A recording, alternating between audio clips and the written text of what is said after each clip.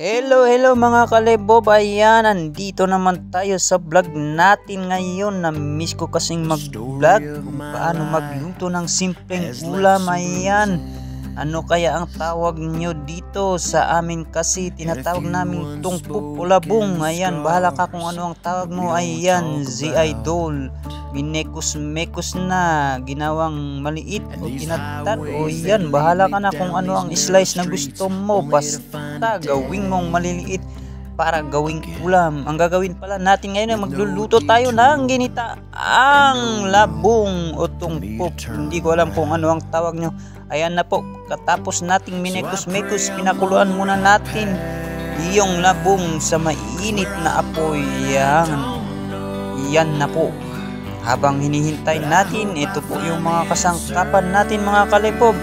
Meron tayong luya, siyempre, pamienta, ayan, kalamansi, at siyempre hindi mawawala yung magpapasarap o nagpapasarap sa gagawin nating ginitaang gataang niyog. Yan, yung gata ng niyog, yan po.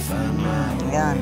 At yan na po yung pinakuluan natin, tinanggal na natin sa banga. Ayan, para at least naman igigisa muna natin. Ayan, diretso na sa banga. Ayan, masarap na masarap.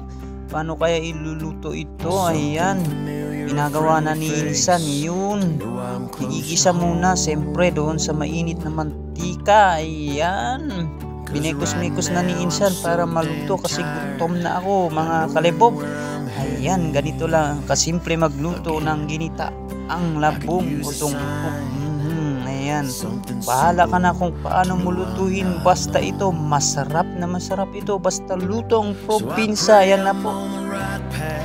Ayan, inaayos yung apoy natin kasi apoy ang gamit natin pang katong kasi wala tayong gasol. Ayan, nilalagay na ni Insan yung gata ng niyog na pampasarap sa ginitaang niyog, ginitaang labong. Ayan, siyempre lagyan natin ng kunting asin. Ayan, si Insan nilagay na. Ayan, kaya mekos-mekos natin yung apoy para maluto ng gusto ang luto nating labong. Ayan, ginitaang labong. Ayan, ayan, minekos-mekos ulit ni Insan. Ayan, tinitikman, sabaw pa lang, ulam na. Wow, grabe. At yan na po yung niluto nating ginitaang labong. Yun, tungkop. Bahala kayo kung ano ang gusto nyo dyan. Basta